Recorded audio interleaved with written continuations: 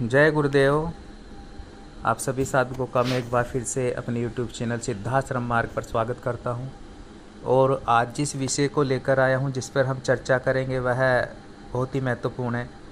देखिए, गुरु का होना क्यों आवश्यक है जीवन में, गुरु और सद्गुरु में क्या भेद है, क्या अंतर है, और साधक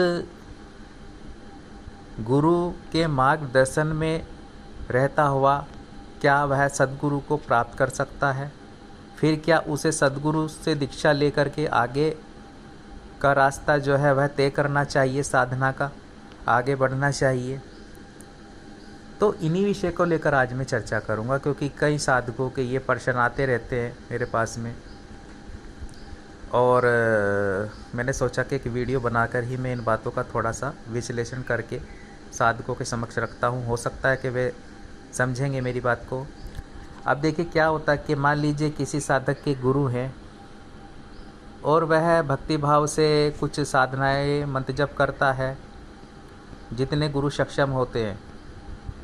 क्योंकि ये ज़रूरी नहीं है कि आपके गुरु हैं और आपके गुरु जो आपके गुरु हैं उन्होंने कोई महाविद्या सिद्ध की हुई है। वह इस पोजीशन पे हैं कि वह अपने साधक को शक्तिपात दीक्षा दे सके।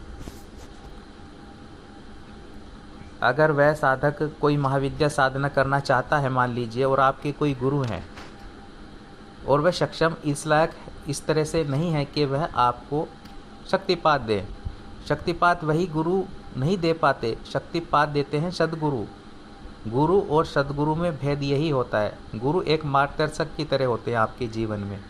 हो सकता है कि उनके सानिध्य में रह के आपको गुरु की प्राप्ति हो जाए, मतलब गुरु के सानिध्य में रह के आपको सद्गुरु की प्राप्ति हो जाए। अब गुरु आपके इष्ट भी हो सकते हैं। अगर आप उनके मार्गदर्शन में भक्ति भाव से उनको गुरु मानकर, मान लीजिए श्री कृष्ण को गुरु मानकर कोई साधक साधना संपन्न कर रहा है, चाहे भगवान शिव को गुरु मानकर वह साधक साधनाएं संपन्न कर रहा है, लेकिन भगवान शिव या वह जो देवी या देवता है जिनको आप पूजन कर रहे हैं भक्ति भाव से, वह आपके जीवन में सद्गुरु से आपको मिला देते हैं, उन गुरु से मिला देते हैं जिनसे आप शक्तिपात दीक्षा लेकर के आगे बढ़ सके, साधनाओं में सफलता जो है वह प्राप्त कर सके। तब अगर श्री कृष्ण की भक्ति कर रहा है कोई साधक और श्री कृष्ण चाहते हैं कि अब इस साधक को आगे बढ़ना है, गुरु मान रहे हैं आप श्री कृष्ण को और आपको आगे बढ़ना है, तब वे आपको सद्गुरु से मिला देंगे, आपको उस गुरु से मिला देंगे जो शक्तिपात दीक्षा आप में प्रवाहित कर सके, शक्ति तत्वों को सक्षम हो, 10 महाविद्याएं सिद्ध की हुई हों, किसी भी महाविद्या की आप दीक्षा चाहते हो, वह शक्तिपात द्वारा आपके अंदर बीजारोपण कर सके, उस महाविद्या के बीज मंत्रों द्वारा क्रिया कर सके, तो यह कार्य होता है। तो आप समझ रहे होंगे। तो ऐसा नहीं है कि अगर आपके कोई गुरु हैं और आपके जीवन में अब सद्गुरु आ गए हैं, समय आ गया है कि आपको महाविद्याएं दीक्षा की शक्तिपात लेनी है, शक्तिपात में आगे बढ़ना है, तब वह गुरु आपको मिला देंगे सद्गुरु से। फिर आपको आगे बढ़ना है, उन्हें प्रणाम करके गुरु को, जो गुरु रहे हैं आपके, सद्गुरु की प्राप्ति हो गई है तो सद्गुरु के मार्गदर्शन में साधक को आगे बढ़ना चाहिए और साधनाएं संपन्न करनी चाहिए, शक्तिपात दीक्षा लेते हुए उसे आगे बढ़ना चाहिए जीवन में, वरना आप वहीं पर रह जाएंगे। यही साधक नहीं समझ पाते हैं। यह दौर भगवान श्री कृष्ण के जीवन काल में भी आया, यह भगवान राम के काल में भी आया। एक गुरु दूसरे गुरु से मिला देते हैं, यह तब होता है अगर गुरु हैं तो गुरु सद्गुरु से मिलाते हैं। अगर भगवान हैं, उनको इष्ट मान रहे हैं, तो वो भी आपको सद्गुरु से मिलाएंगे, उनसे मिलाएंगे जो शक्तिपात दीक्षा कर सके। फिर साधक को आगे बढ़ना चाहिए साधनाओं में। अब क्या होता है कि अगर साधक बिना सद्गुरु के, बिना शक्तिपात दीक्षाओं के महाविद्या साधना में बैठता है, तब क्या क्रिया होती है। तब जो महाविद्या से जुड़ी हुई, चाहे वे देखिए, मैं इस बात को कई बार कह भी चुका हूँ, उम्मीद है कि सभी साधक समझेंगे जो महाविद्याओं से जुड़ी हुई जो शक्तियाँ होती हैं, जो योगिनियाँ भैरवियाँ, हर महाविद्या की अलग अलग होती हैं और कई कई होती हैं। ठीक है, एक एक महाविद्या के साथ में कई कई जो है योगिनियाँ भैरवियाँ यक्षिणियाँ चलती हैं, जो उनका कार्यभार संभालती हैं। ऐसा नहीं है कि आप महाविद्या साधना में बैठ गए हैं बिना शक्तिपात दीक्षा के, बिना मार्गदर्शक के, से सीधा आप माँ भाव से भी चाहे बैठे उसमें तो सीधा ही आपकी आवाज़ जो है माँ तक पहुँच जाएगी, ऐसा होता नहीं है। जो माँ की सेविकाएं होती हैं वह समक्ष आ जाती हैं, जो माँ से सीधा जुड़ी होती हैं, वह देखती हैं कि जो माँ को पुकार रहा है, जो माँ का आवाहन कर रहा है, वह इस लायक है या नहीं है। अगर कोई माँ की परीक्षा में वह पास हो पाएगा या नहीं हो पाएगा, वह सक्षम है माँ की कृपा प्राप्त करने के लिए या नहीं है, वह परीक्षाएं लेती हैं उस साधक की और अपने तरीके से लेती हैं। समझ रहे हो आप मेरी बात को? वह अपने तरीके से लेती है, जो माँ की भैरविया यक्षिणिया योगिनी होती है। अगर आप बिना साधना के, बिना गुरु के, सदगुरु के बैठ रहे हैं महाविद्या साधना में, ये चीज़ें तब होती है, तब परीक्षाएं ऐसी हो सकती हैं कि आप उनको झेल ना सके। तब आप पूर्ण रूप से मार्ग से भटक सकते हैं साधना में भी, और जो है आपका जो रास्ता है साधना मार्ग जो है वह पूर्ण रूप से समाप्त भी हो सकता है, क्योंकि कोई दिशा नहीं है। अब क्या होता है कि अगर आपके सदगुरु हैं तब वह जो शक्तियाँ आएंगी आपके पास में, चाहे वह माता की योगिनियाँ हों, यक्षिणी भैरवी, जो भी माँ की सेविकाएं हैं मान लीजिए, वह आएंगी, वह पहले आपके सदगुरु के पास जाती हैं और उनके मार्गदर्शन के अनुसार ही आपकी जो है वह परीक्षा लेती हैं, और माँ के अनुसार ही, क्योंकि सीधा जो माँ से जो कनेक्शन जुड़ा होगा वह आपके सदगुरु का भी जुड़ा होगा, क्योंकि सदगुरु में 10 महाविद्याएं समाहित होती हैं। उन्होंने सिद्ध ही नहीं किया होता।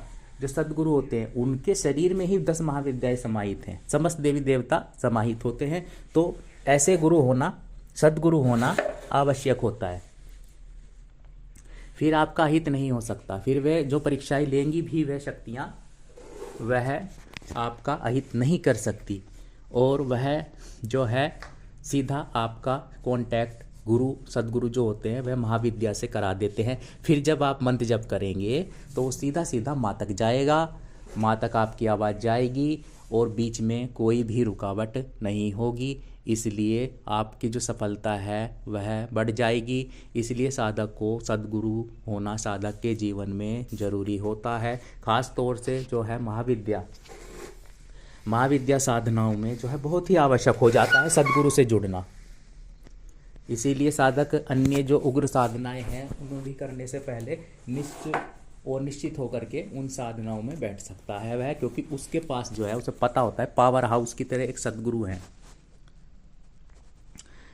वह जिस भी साधना में बैठेगा सर्वप्रथम वह शक्तियाँ उसके सदगुरु के पास जाती हैं, उसके बाद में उस साधक के समक्ष आती हैं। गुरु के दिशा निर्देश में भी ऐसा नहीं है तब आपकी परीक्षा नहीं होगी, परीक्षा तब भी होगी, लेकिन गुरु के दिशा निर्देश में होगी, तब आपका जो है वह अहित नहीं हो सकता। मार्ग से नहीं भटकेंगे, आप साधनाओं में सफलता प्राप्त करेंगे, आगे बढ़ेंगे जीवन में। इसलिए जो है वह सदगुरु का होना जीवन में आवश्यक होता है। इसलिए ही अगर आपके जीवन में आपको प्राप्ति हो रही है, वह प्राप्ति उसी साधक को होती है जब उसके इष्ट उस पर प्रसन्न होते हैं, जब साधक के गुरु साधक पर प्रसन्न होते हैं,